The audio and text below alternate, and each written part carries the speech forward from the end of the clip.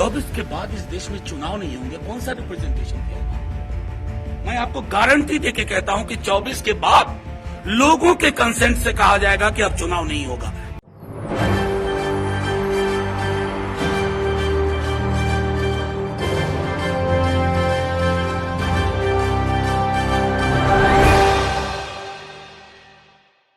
नमस्कार, मैं नाज़मीन खान और आप देख रहे हैं SPN 9 न्यूज़। एक राष्ट्र एक चुनाव को लेकर भरी संसद में चर्चा होती हुई नजर आएगी। पुराने संसद भवन में यहाँ पर देखा गया था कि कुछ तमाम मुद्दों पर चर्चा होती हुई तो नजर आई, लेकिन जो अहम मुद्दे हैं जैसे एक राष्ट्र एक चुनाव को लेकर, यूनिफॉर्म सिविल कोड को लेकर, चुनाव आयोग को लेकर, तमाम और मुद्दों पर आज बहस होनी थी, लेकिन लगभग ये बहस नहीं होती हुई नजर आ रही है। लेकिन एक राष्ट्र एक चुनाव की जो बात कही गई थी उस पर लगातार विपक्ष हमलावर साबित हुआ। बिहार की राजनीति में खलबली आ जाती है। बिहार की तरफ से उप मुख्यमंत्री कहते हुए नजर आते हैं कि यहाँ पर तो एक राष्ट्र एक इनकम होना चाहिए, ना कि एक राष्ट्र एक चुनाव होना चाहिए। इसी को लेकर यहाँ पर आरजेडी के जो नेता हैं मनोज झा, वो यहाँ पर मोदी सरकार पर हमलावर दिखाई देते हैं, उनको सीधे तौर पर लताड़ लगाते हुए दिखाई दे रहे हैं। क्या कुछ कह रहे हैं देखिए जरा।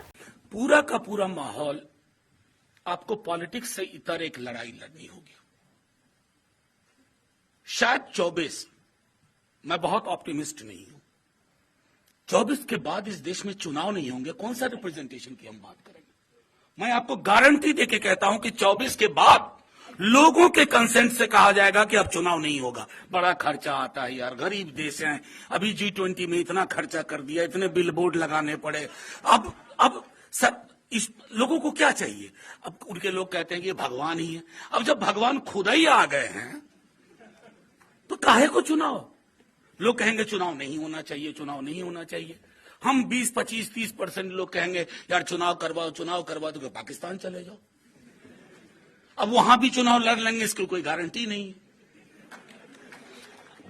मैं सिर्फ ये कह रहा हूं कि रिप्रेजेंटेशन के मामले को आइडेंटिटी असर्शन तक ले जाना होगा और एक सॉलिडारिटी विकसित। जिस तरीके से मनोज झा को आपने सुना, सीधे तौर पर उनका यही कहना है कि अब धीरे धीरे करके यहाँ पर केंद्र सरकार का एजेंडा यही होगा कि देश भर में चुनाव ना हो। 2024 के बाद चुनाव को लेकर एक बड़ी साजिश होती हुई नजर आएगी। यहाँ पर विपक्ष चाहता रहेगा कि चुनाव हो, लेकिन यहाँ पर केंद्र सरकार का एजेंडा होगा कि यहाँ पर एक ही सरकार बनी रहे, यानी कि राजतंत्र देखा जाएगा, लोकतंत्र खत्म हो जाएगा, लोगों की बात नहीं मानी जाएगी, लोगों का कहा नहीं सुना जाएगा, विपक्ष की आवाज को नहीं उठने दिया जाएगा। तमाम मुद्दों को लेकर केंद्र सरकार को घेरते हुए नजर आए।